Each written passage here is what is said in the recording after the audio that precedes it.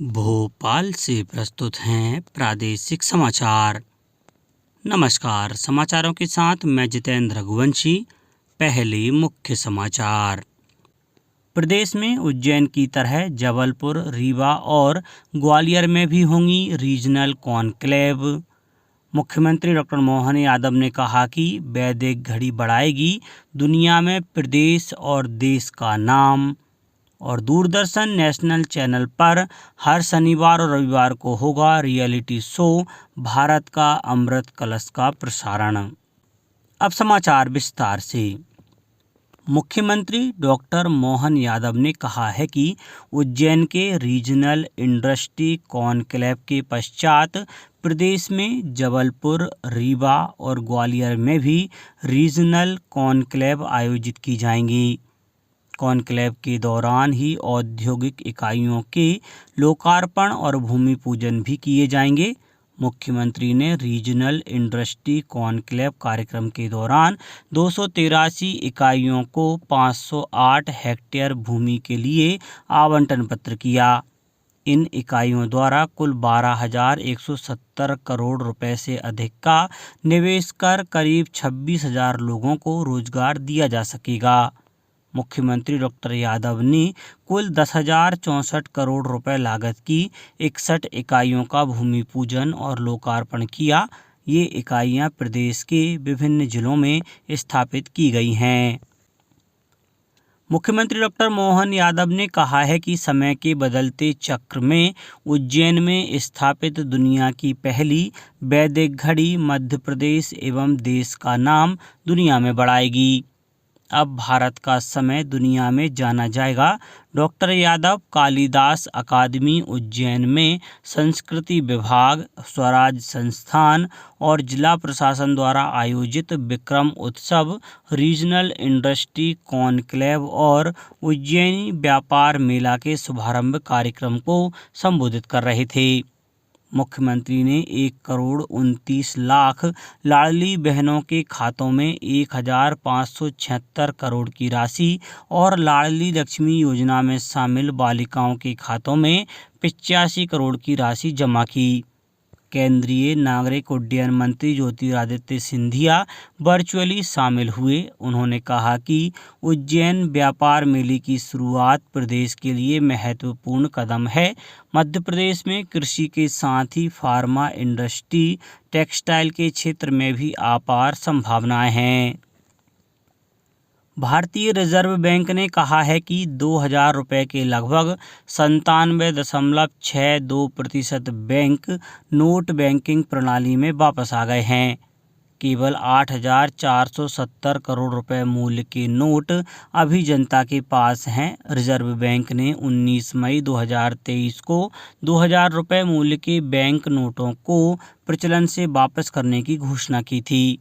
शीर्ष बैंक ने कहा है कि 2,000 रुपये के बैंक नोट वैध मुद्रा बने रहेंगे। रबी विपणन वर्ष 2024-25 में समर्थन मूल्य पर गेहूं उपार्जन करने के लिए पंजीयन की अवधि 1 मार्च तक निर्धारित की गई थी। अब प्रदेश के गेहूं उत्पादक किसानों को समर्थन मूल्य पर खाद्यान्न विक्रय का अधिक अवसर प्रदान करने के लिए किसान पंजीयन की अवधि 6 मार्च तक बढ़ा दी गई है। दूरदर्शन नेशनल चैनल पर शनिवार और रविवार शाम 7 बजे रियलिटी शो भारत का अमृत कलश का प्रसारण किया जाएगा।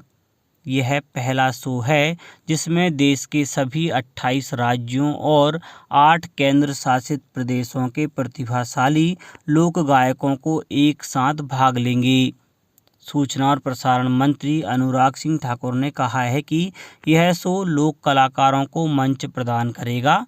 गायक कैलाश खेर ने कहा है कि इस शो की अवधारणा प्रधानमंत्री नरेंद्र मोदी के एक भारत श्रेष्ठ भारत जैसी पहल के विचारों पर आधारित है। मुख्यमंत्री डॉक्टर मोहन यादव ने पूर्व राज्यपाल अजीज कुरैशी के निधन पर शोक व्यक्त किया है। देश के 3 राज्यों उत्तर प्रदेश, उत्तराखंड और मिजोरम के राज्यपाल रहे वरिष्ठ नेता श्री कुरैशी का भोपाल में निधन हो गया। वे 83 वर्ष के थे और कुछ समय से अस्वस्थ थे। उन्होंने भोपाल के एक अस्पताल में अंतिम सांस ली। प्रवर्तन निदेशालय ने अवैध सट्टेबाजी से संबंधित वेबसाइट महादेव ऑनलाइन बुक के विरुद्ध एक मामले में अब तक 1,296 करोड़ रुपए से अधिक की धनराशि जब्त की है। इस मामले में 9 आरोपियों को गिरफ्तार किया गया है।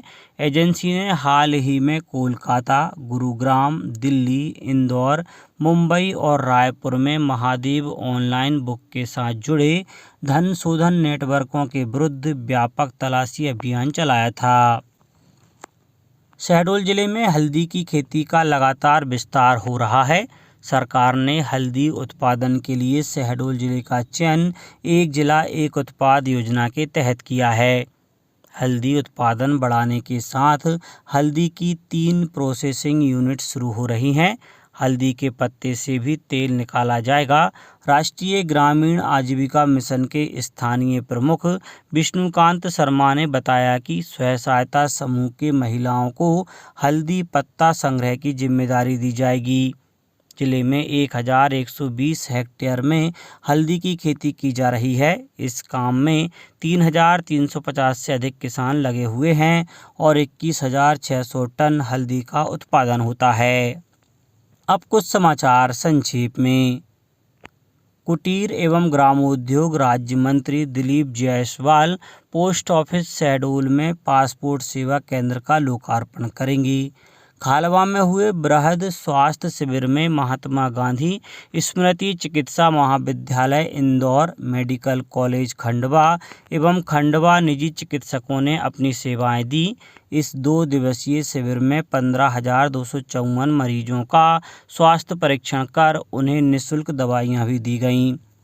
विश्व श्रवण दिवस पर 3 मार्च को स्वास्थ्य शिविर का आयोजन धार में भोज चिकित्सालय में प्रातः 9 बजे से किया जाएगा। आगरमालवा जिले के ग्राम रामपुर भुंडवास में आजीविका भवन का शुभारंभ हुआ। इस मौके पर यहां चूड़ी निर्माण का प्रशिक्षण की भी शुरुआत हुई। देवास में नेहरू युवा केंद्र द्वारा विकासखंड स्तरीय खेल प्रतियोगिता में बालिका कबड्डी, बैडमिंटन और टेबल टेनिस प्रतियोगिता का आयोजन शासकीय कन्या महाविद्यालय में किया गया। और शिवपुरी जिले में सामाजिक न्याय एवं दिव्यांगजन सशक्तिकरण विभाग द्वारा जिला प्रशासन के सहयोग से राज्य स्तरीय लोकोत्सव कार्यक्रम आज और कल छत्रसाल स्टेडियम पिछौर में आयोजित किया जाएगा। अंत में मुख्य समाचार एक बार फिर। प्रदेश में उज्जैन की तरह जबलपुर, रीवा और ग्वालियर में भी होंगी रीजनल कॉन्क्लेव।